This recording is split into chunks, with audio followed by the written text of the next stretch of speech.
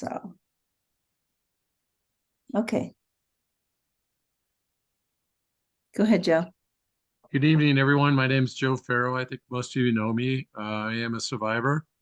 This has been a very special week for me, and I hope Johnny and Rachel don't mind me interjecting here a little bit. I just celebrated my 15th rebirthday. It's been a great run for 15 years, and I just want to let you know that 5 years ago, I started what we call a milestone fundraiser for the Sudden Cardiac Arrest Foundation. And milestones meaning your first year of survival, 5, 10, 15, 20, 25, 30. And at that time, you post on Facebook a fundraiser in celebration of your rebirth day. And I urge you to, if you're a Facebook member, go on and consider donating to the foundation. We always are needed funds to meet our mission to spread awareness about sudden cardiac arrest and teaching CPR and getting AEDs everywhere. So without further ado, I'd like to introduce my very, very good friend, Johnnie Davis. He is the owner and founder of Davis Group Enterprises, LLC, an incredible inspirational speaker, best-selling author, entrepreneur, and a success coach. His book, I'm Still Here, Heart Failure to Heart of a Champion, is #1 Amazon bestseller. He's also one of 25 co-authors of the book Cardiac Athletes. That's also available on Amazon. He's a heart failure and sudden cardiac arrest survivor. And I believe, Johnny, is it 10 years? Actually, I'm in my 11th year now. Yeah, okay, I was close. He's just got an incredible story that he and his wife, beautiful wife, Rachel, who's sitting with him, would love to share with you. He's been featured on Fox 46 Charlotte News, WBTV, WCNC, Fox Soul TV with Tammy Mack, and Spectrum News Channel 14 in Charlotte, North Carolina. He's no stranger to the media. Thank God, he's such a great advocate. He was recently, June of 2020, on the cover of Heart Monitor magazine. He's a graduate of Rutgers University, and he's originally from Newark, New Jersey. By the way, Johnny, that's my home state too. He now resides in Charlotte, North Carolina with his wonderful and beautiful wife, Rachel. He inspires literally thousands of people around the world with his powerful testimony, words of encouragement each day, and he's dedicated to making a positive impact in people's lives. You can visit his website, www.succeedwithjd.com. It's a great website. The Winner's Circle, I believe, I'm a member. Enjoy every day his words of inspiration and Rachel's. So I'll give the mic to Johnny and Rachel, and they're going to be speaking. Their topic is Thriving Beyond Sudden Cardiac Arrest. Off to the races. Go for it, Davis. Well, thank you so much. And I hope that I'm coming through very clearly. And we're gonna have some fun this evening. I look forward to doing these talks. I get asked to share my story, share our story, and talk from so many different people from all over the country, all over the world. But it's especially special this evening to be with everyone in the Sudden Cardiac Arrest Foundation community, as well as CASA as well, because we're all family. I feel like we're all family here because we all have something in common, and that's surviving sudden cardiac arrest. And so I want to share some information that led up to the sudden cardiac arrest. And I invited Rachel to be here with me this evening because I'm a co-star in the show. She's the actual star. And I say that because had it not been for her, there would be no Johnnie Davis today. There would be no presentation taking place today. There would be no best-selling book. There'd be nothing because I wouldn't be here. So I thought it would be apropos for me to have my wife Saber here to share with you some information, her point of view, because oftentimes when I do speak, she's not present. And she doesn't like to do these types of talks and things. I encourage her to share more because she's a vital piece of the story. But I want to start with giving you guys a little backdrop as to what happened. You know, Joe mentioned my book, I'm Still Here, From Heart Failure to Heart of a Champion. And I have what I refer to as the double whammy. I was diagnosed at age 34 years old with congestive heart failure. Now, I'm not overweight, as you can see, no diabetes. I don't have any typical factors that would cause a person's heart to fail. I don't drink or smoke. I've never used any illegal drugs a day in my life. But for some reason, I was diagnosed with, I developed this weakened heart muscle, and I was diagnosed with idiopathic cardiomyopathy. Now, over the course, and this is 2006, and over the course of 6 years, the recovery process was tumultuous. It was one of the hardest things I had to overcome, believe it or not, because when you're in heart failure, you literally feel like the life is leaving out of you, and you can sense that. You can feel the energy just leaving out of your body, and I felt like that for the first couple of years. But thankfully, I was able to survive that. Now, I'm going to fast forward for the sake of time. I went to the doctor in 2011, the end of 2011. Rachel and I both. We went to go see my cardiologist because I had just had an echocardiogram done, and I had to go get the results. Now, I had just left the gym. I was super excited. I'm fired up. I'm ready to go. And I'm thinking that he's going to share with me some great news. He's going to tell me, hey, your ejection fraction has increased, because the highest that has ever increased was 39%. At my very lowest, I was at 8% capacity when I was first diagnosed. So over the course of 6 years, I went from 8% to 39%. So on this particular day, I'm thinking that the doctor's going to tell me that my ejection fraction increased to 50+%. Well, we get to the doctor's office. He tells me, he says, Johnny, I don't know how to tell you this. And I'm like, what's going on, doc? He's like, your ejection fraction has decreased. It decreased from 39% to 25%. And today, you need a pacemaker defibrillator in your chest. And I'm like, what? A pacemaker defibrillator? He said, yes. And I said, well, what is that? And how do we go about that? So he explained to me exactly what it was, because I didn't know what an ICD was. It was foreign to me. And he said to me, well, we have a problem. And I said, what's the problem? He said, well, you're 40 years old and you're asymptomatic. If you don't have this device implanted in your chest, it's going to be a tragedy in your household. Unfortunately, your insurance company will not pay for it because you're asymptomatic and you're 40 years old.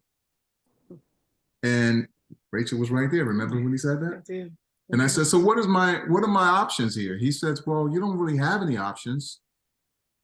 You need to have this defibrillator implanted in your chest, because if you don't, you can go into sudden cardiac arrest at any moment. You can actually be at a red light. You can be in your bed sleeping. You can be in, anywhere and just collapse. So this is November 2012. I said 2011, it's 2012. Charge it to my head and not my heart. So this is right before Thanksgiving. And I said, well, what are my options, doc? And he says, well, you really don't have any. So I said, well, let me go and get a second opinion. And I did. I went to my original cardiologist, and he says, well, we can try titrating your medication and seeing if we can come up with something that would actually help improve your heart function.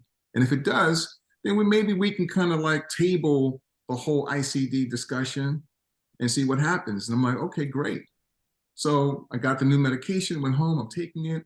Well, not even 30 days later, Rachel and I, we go to bed, 3 o'clock in the morning.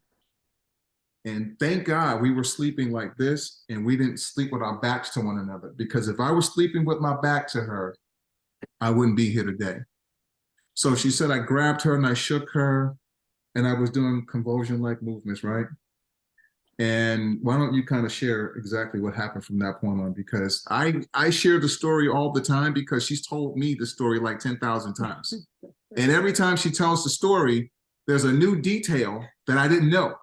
So the floor is yours to share the story and what happened, and we can get into how do we thrive past all of this now.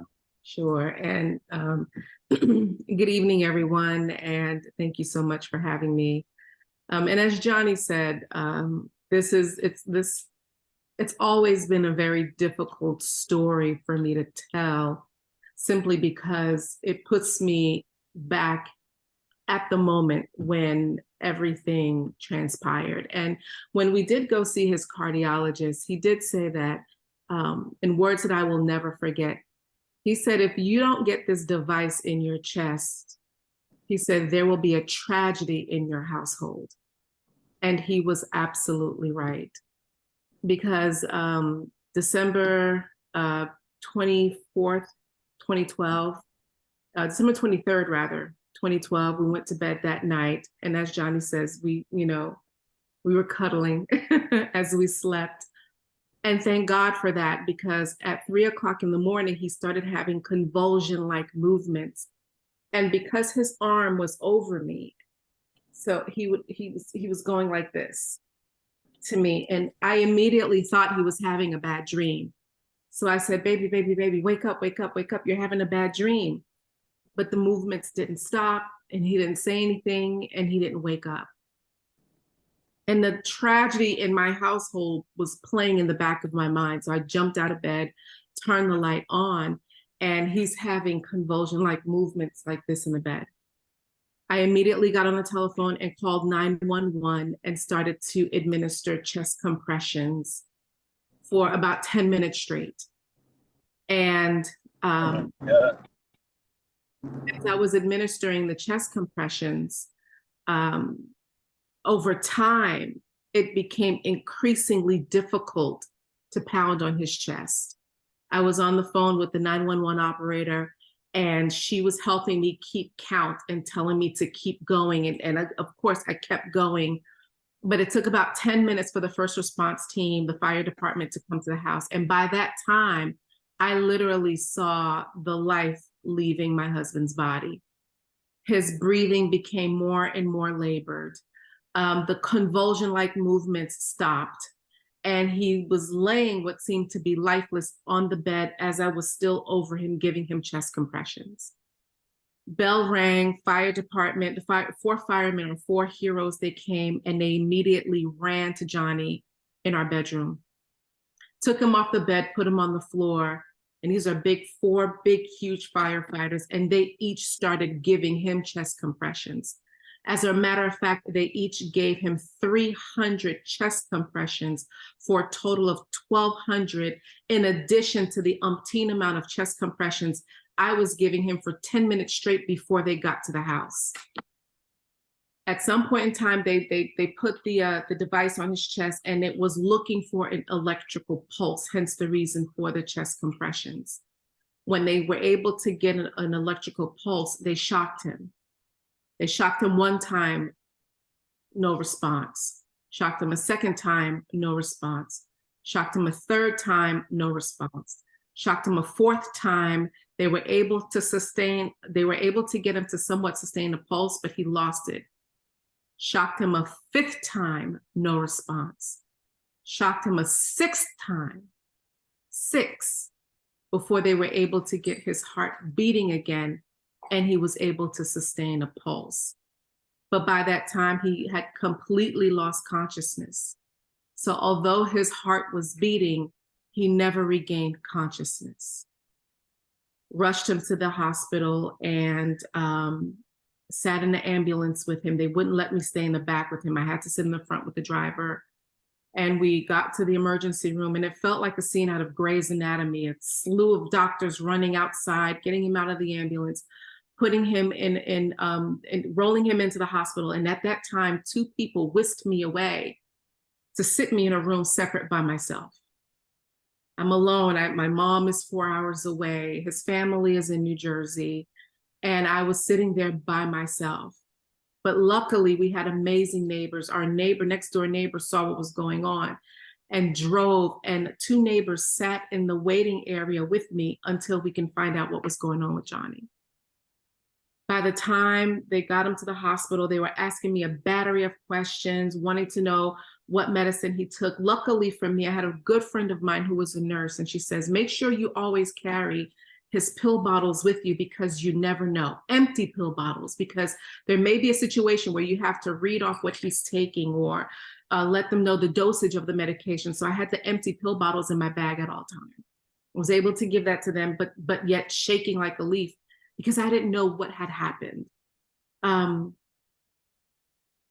So after they were able to stabilize Johnnie, the doctor came in and had a very somber look on his face and shared with me that they were able to stabilize Johnnie, but he's got a long road ahead of him, and his prognosis just really didn't look good, to the point of mentally preparing me for the likelihood of being his caregiver as opposed to just being his wife.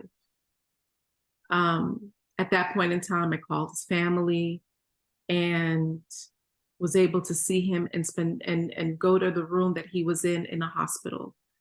If there was a hole in his body, he had a tube coming in or out of it. And he was in an induced comatose state. Now, we went to bed on the 21st, on the 20th, night of the 23rd. So now this is the 24th. This is Christmas Eve. And at that point in time, all I could do was reach out to people and ask for help, and to help me pray for a Christmas miracle, because that's all I really wanted. I wanted him to be able to regain consciousness and come to. And so there was a prayer chain that started all over the world. We had friends who were serving in Afghanistan praying with their platoon. And I mean, it was beautiful to see our community come together, being faith-based and faith-led, to be able to ensure that he would, in essence, come to and become my Christmas miracle. So while they did the cold, cool process, they froze his body down to hypothermic levels in order to be able to allow all of the energy to go to repairing his heart and his brain, as opposed to supporting all of the other organs. And he was just laying there lifeless. They shared with me the amount of time that it would take to freeze him down to hypothermic levels and then to thaw him back out to see how he would respond. And Christmas Eve, he was in the same vegetative state. Christmas Day, same vegetative state. At one point in time, he started to crash. They whisked me out of the room because one of the medications that they gave him didn't respond well. His heart shot up to 175, 180 plus beats per minute, and he was having convulsion-like movements again while he was in a coma. And this was unlike anything I had ever experienced, and certainly something I would never, ever wish on my worst enemy, to watch your loved one helpless fight for his life, and all you want is for him to live. It's all you want. But on Christmas Day, at 11:53 p.m., Christmas Day, he opened up his eyes. And so, in essence, I got my Christmas miracle. He stayed in the hospital till about New Year's Eve, and then he was able to come home. In the process, he had to have a pacemaker defibrillator implanted in his chest. And the road to recovery started around that time. But for the sake of time, I did my best to condense the story, but to really share and articulate with all of you exactly what happened, and to prepare you to hear what he's going to share with you in terms of the steps he took to get onto his road of recovery so he could be the specimen of exceptional health that he is today. So thank you. Well, thank you for sharing that. And by the way, guys, the insurance company finally did pay for it, but I had to die first. So when we talk about thriving past sudden cardiac arrest, because obviously I had to process this. I didn't know what it meant. I mean, the doctor told me that it could happen, but my sales training, my personal development training, everything that I had learned years ago in business, it taught me to kind of like filter bad news, not to really entertain it and internalize it. You know, you hear it, you understand what's happening, but I never internalized the fact that sudden cardiac arrest could actually happen. I just never entertained it. And so that's kind of how I operate even to this very day. When I'm confronted with adverse situations, I look at it for what it is and not more than what it is. And then I game plan to figure out exactly how I'm going to defeat this. And that's how I looked at this whole situation. It was me versus sudden cardiac arrest. So the first thing I had to do was regain my strength, because when I came home from the hospital, my ejection fraction was 15% and I was very weak and I felt inadequate.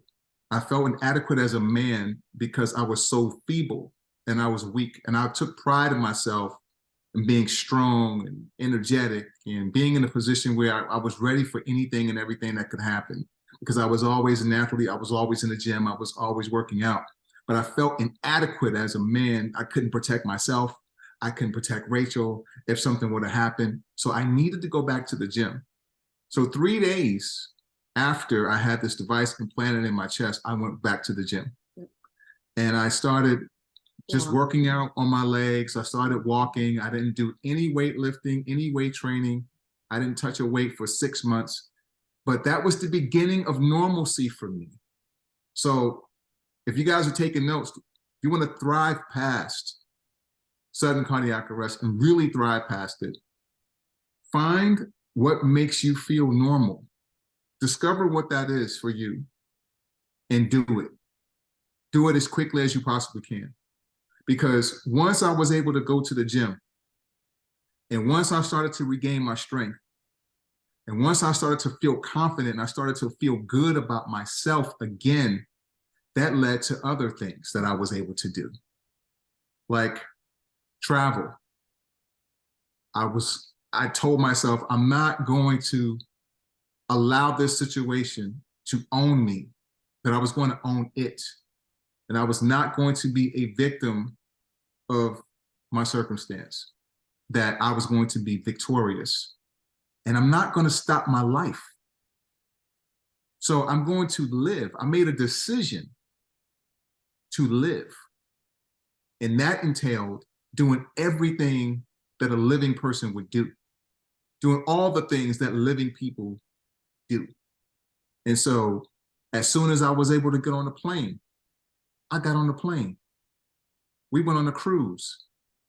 We sailed around the Caribbean. We went on several other cruises. We decided that we were going to live our lives and that it was meant for me to be alive. I never suffered with survivor's guilt. And I know a lot of people do. You know, and for a time, I felt like I had my foot in two different worlds. I had my foot here on this side of the plane. I had my foot on the other side of the plane, and I wrestled with that. But I made a decision that I was going to live, and I wasn't going to be apologetic about it. I wasn't going to feel guilty about it, because me surviving was above my pay grade. I didn't have anything to do with that. And if it were meant for me to be dead, then I would be dead. And it wasn't meant for me to be dead, so I wasn't going to focus on that. And I wasn't going to waste my energy, and I wasn't going to waste my emotions on something that didn't happen. So I was going to focus 100% of my time, energy, the love I have inside me on living and thriving and being with this incredible woman that I have the honor and privilege of having as a wife, so that we can continue to live our lives. Then, number 3, I said, I'm going to take this situation and I'm going to share my experience with other people. I wrote my book and I decided to share with others my ordeal, everything that I had been going through since 2006, everything that I had experienced, because I knew that there were other people out there that were going through the same situation or a similar situation, and they needed guidance. They needed a blueprint, a game plan to follow to help them navigate themselves through their rough waters. Because I didn't have that. I didn't have a work group. This community did not exist back then. And Rachel and I, we just had to tough it out. We had to figure it out. And it was hard for Rachel. It was hard for both of us. And we didn't know until we went to, and I had a chance to speak at the CPR Citizen event a couple of years ago. And just being around Joe and Edie and being around all the other survivors, I didn't realize just how screwed up we were from an emotional standpoint back then. I didn't know what we didn't know, but we only knew how to survive. It was just the two of us, and no one else understood what was transpiring. No one understood what was going on behind these closed doors. See, when we walked outside, we had the smiles and everything was great, and everybody just assumed that everything was great because that's what we portrayed to the world. But behind closed doors, we were cracking up. We were trying to figure out what we were going to do. And we cried on each other's shoulders because we didn't feel like we had anyone else that we could talk to about what we were going through. I mean, Rachel struggled with nights of feeling like you were going days when you feel like you were going to have a nervous breakdown and things like that. Absolutely. Absolutely. I sleep deprived. I didn't sleep because his cardiac arrest happened when we were asleep. I didn't sleep. So as a result of being sleep deprived, I started having hallucinations. I started feeling like I was like my mental faculty was slowly slipping away from me because of the stress, because of being sleep deprived, and just fear of the unknown. That I remember he was laying in the bed and I was sitting next to him, and I looked at him and I said, I feel like I'm losing my mind. I feel like my mental faculties are slipping. And I think I need to let you know that. And he I could chuckle about it now, but he looked at me, he's like, no, you can't lose your just yet. No, I can't afford for you to lose your mind just yet. I'm still trying. I can't even lift my head above my arms above my head because I'm still waiting for the incision to heal. You can't lose your mind just yet. And so, but yeah, it was difficult, and understanding and looking back at it now, I think Johnny's will to live far exceeded my will to let him live. And what I mean by that is if I could bubble wrap him and send him out into the world, I would have done that.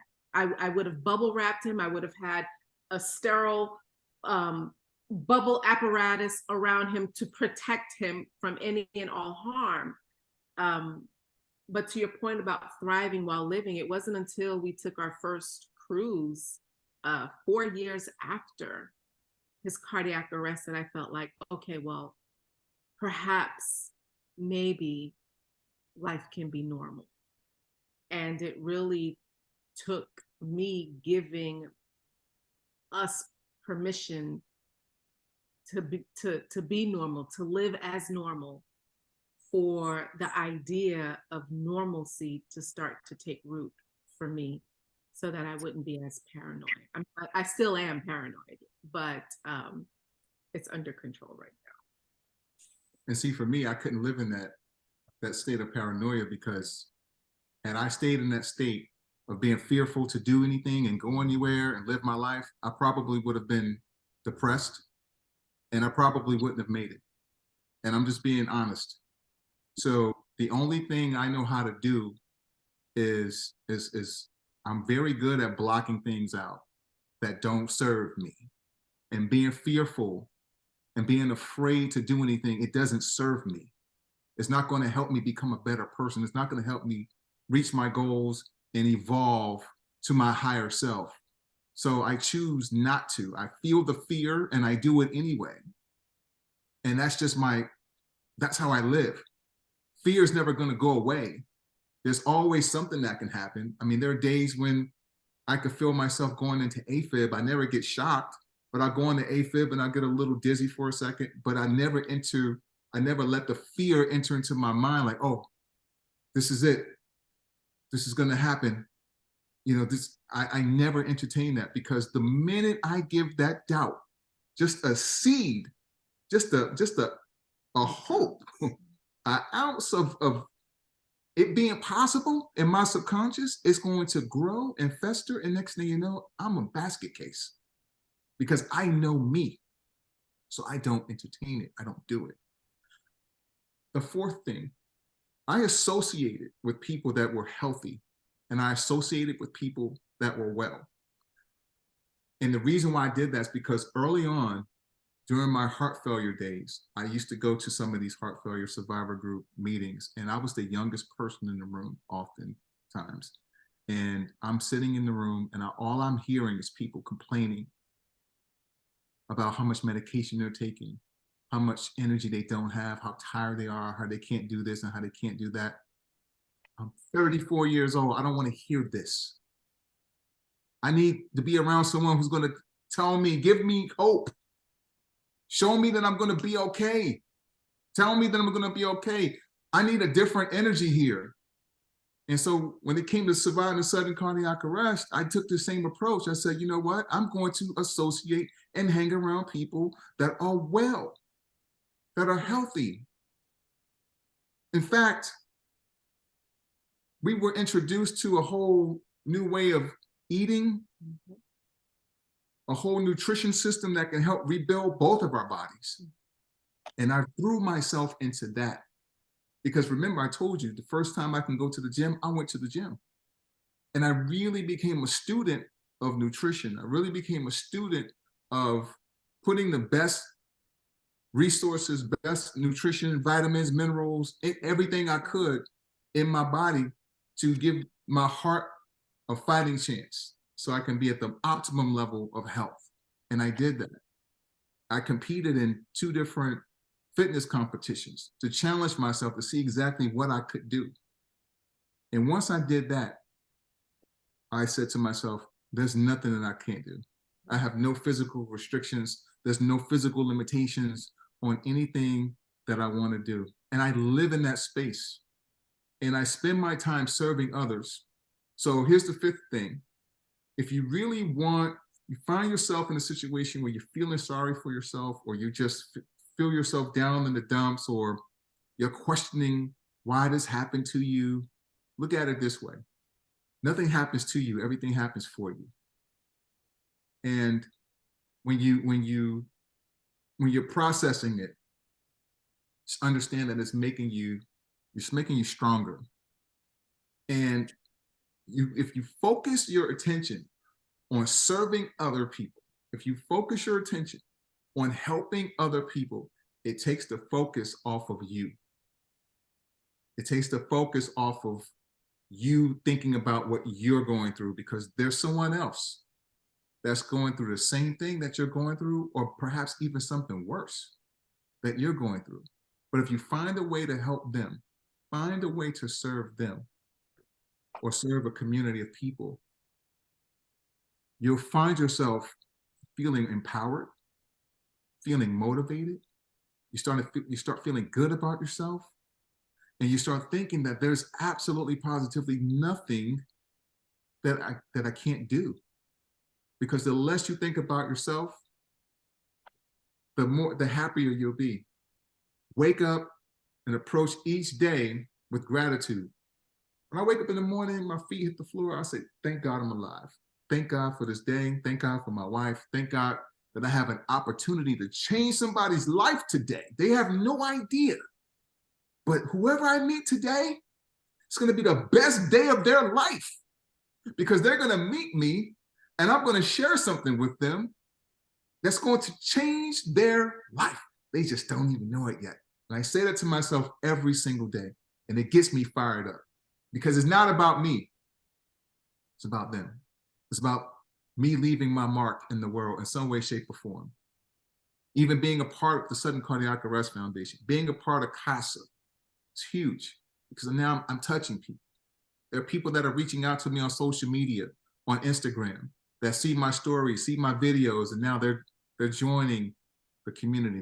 They're asking questions. They want to be a part of what we're doing. I even had a person reach out to me from South Africa to say, hey, can we start a branch of Sudden Cardiac Arrest Foundation in South Africa. Mary told me, we're not ready for that yet.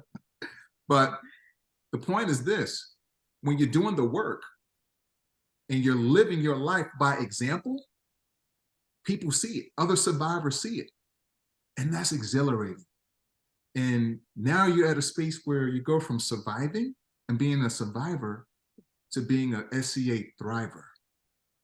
And that's where I dwell in that space. I live in that space. And, you know, we go into much more detail in terms of giving people the actual things that they can do to kind of rewire their subconscious mind, to live in a different space, tell yourself a different story, so on and so forth. And then take consistent action steps over time to get you to live in that space. And for the sake of time, we can't really go into depth, but just to kind of give you those 5 things that we do to kind of thrive beyond sudden cardiac arrest. Those were some of the key things that we implemented back then, and the tenets that we live by to this very day, in terms of living each day as though it was your last, because one of these days you're going to be right.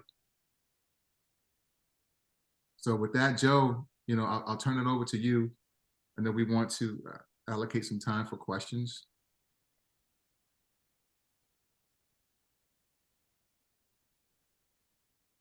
Johnny and Rachel, I can't thank you enough for such an inspirational story. And what I love about it is positive attitude. And I think you brought up many important points about having a positive attitude and not allowing yourself to be defeated. And thank you so much. And I'd like to open this up to questions to Johnny and Rachel. And please fire off, everyone, on this Zoom. Thank you.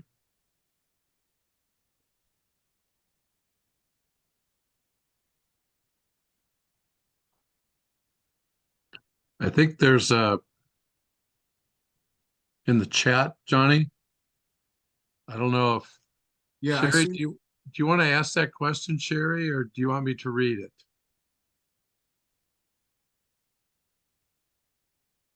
You can read it.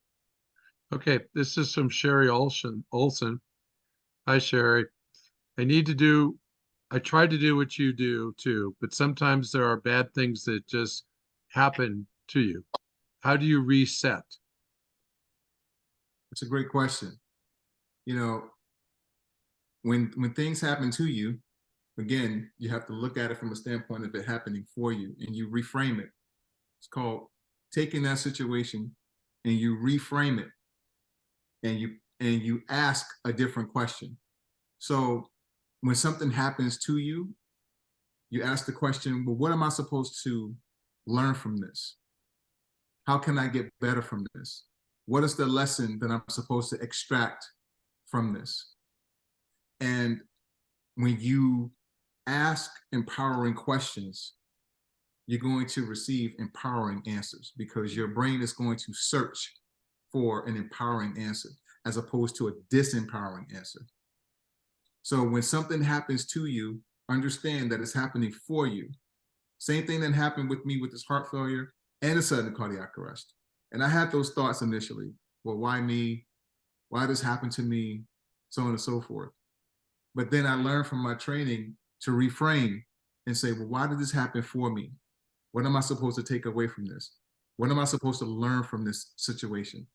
And here's what I learned from my heart failure and my sudden cardiac arrest.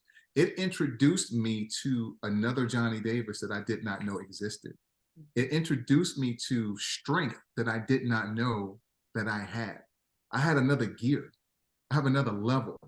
And when these adverse situations happen to you, is helping to shape you, to bring you to a higher level of awareness and a higher level of strength. See, growth does not occur without adversity.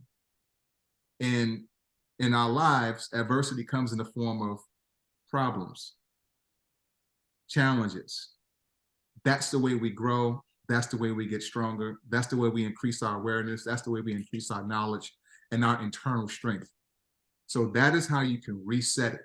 Even to this day, we look at any and everything that happens to us that may not necessarily be looked upon as favorable or good. we reframe it and say, what are we supposed to learn from this?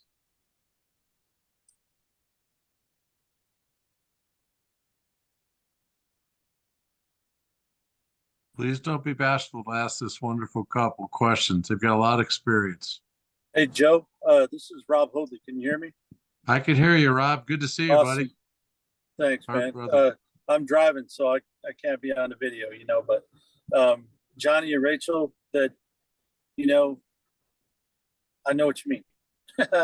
And the experience that we went through as a family literally almost cost me my family. So a lot of the things that you're talking about are things that Johnny and I have shared that we have gone through, and with a similar outcome in terms of finding opportunities instead of obligations, and switching your mindset from I don't have to, I get to, that kind of thing. And if I was just going to ask Johnny, if you could run down and just review those 5 points one more time, not so much the whole description, but what those 5 points were. Ooh, I had sudden cardiac arrest, right? So my brain doesn't always work. You know what? I need you to kick in that extra gear, brother, and make it happen. I didn't write down my notes. Well, maybe you could send him a private message. Is that okay, Rob? I'll send you. Yeah, I'll send it to you in a private message. But I All think right. call some of That's the things. cool. Number one, it was not accepting defeat, and not looking at the situation as something that was going to destroy you, but something that was going to build you up. Number two, get back into your normal routine. Find something that makes you feel normal and do that. The sooner you can feel normal by getting into your routine, the better, because it raises your level of awareness, and it puts you back in a space where you were before, and it helps you not focus so much on the tragic situation that just occurred. Nutrition, putting good things into your body. That was number 3. Yeah, number 3. Change your mindset about your diet and what you put into your body, and you'll be surprised at. You say, well, what does it have to do with sudden cardiac arrest? It has everything to do with sudden cardiac arrest. That has everything to do with your health overall. Put yourself in a situation where you're giving your body the optimal, absolute best chance of survival. Focus on you doing all that you can do. When you do everything that you possibly can do, then that's it. I remember hearing this phrase from Al Schreiter. I think he said, all you can do is all you can do, and all you can do is enough. Yeah. And that's it. I do everything that I possibly can do to make sure that I stay healthy, that I stay alive. I take my medication, I exercise, I work out, I have a positive mental attitude. I do everything I possibly can do on my end. The rest is up to God. And when I walk out the door, I know that I've done my part. And the last thing is focus on helping others. Be a servant. Be a servant to other people. And Rob, you're doing a phenomenal job. You're one of my heroes. Thanks. And for anyone else that's out there listening, find a way to serve, whether it's in the Sudden Cardiac Arrest Foundation, become a part of CASA, identify other people that are struggling with the day-to-day. Some of us have figured it out, and we're a little bit more advanced than others. There's somebody right now that's in the hospital that just suffered sudden cardiac arrest. Somebody's in week 1, or month 1, 6 months after surviving, and they're struggling. Find a way to connect with these individuals, make yourself available, find a way to serve, invite them to this community. And you will feel 100% empowered and inspired, and you'll stay fired up all the time. Thanks, man. I want to say thank you, and great job remembering all those, man. The last one, I think, is the one that I see you embodying the most, man. Serving other people like you're doing right now, like you and your wife are both doing right now. Because like Joe and Edie and I have talked about so many times since we met in 2015, that, you know, it's that co-survivor or the caregiver or the wife or the family member that gets sometimes forgotten and their story's not told. And so for you to have the strength, Rachel, to provide your perspective, I was originally going to ask Johnny how it made him feel to hear you talk about that, but I didn't want to, you know, this is only an hour long, I think, so I couldn't really get into all that. But serving other people, Johnny, you've been an inspiration to me. I read your book cover to cover as soon as I got it. You know that, and I messaged you as soon as I got done with it.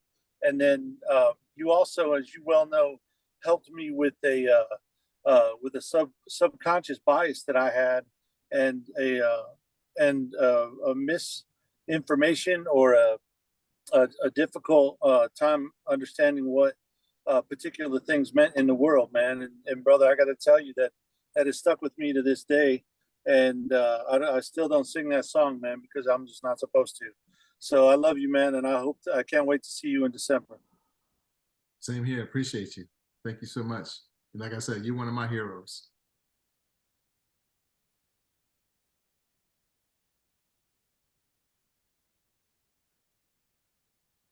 I don't see any other questions, Joe. I think we have a. Yeah.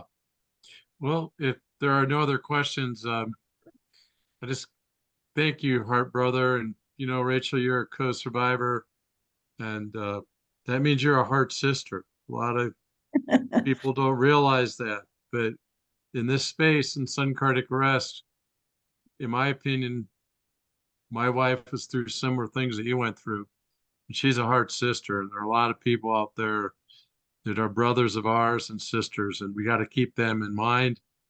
I hope to see all of you in December. I hope you can somehow swing it and come to San Diego for the Cardiac Arrest Survival Summit. It's going to be a really great event. Can't wait to see you all there. As Johnny articulated, that the last one 2 years ago, we spent a lot of time together and just talked and talked and talked, and meant a lot to both of us. It was therapeutic for both of us. And we just kept thinking the positive vibes. Helping others is real key, and being a servant. And I just want to thank Johnny and Rachel for giving us such a wonderful, wonderful Zoom webinar tonight. Y'all Thank take care. Thank you. Thank you for Thank you, having me. Johnny and Rachel. Thank you.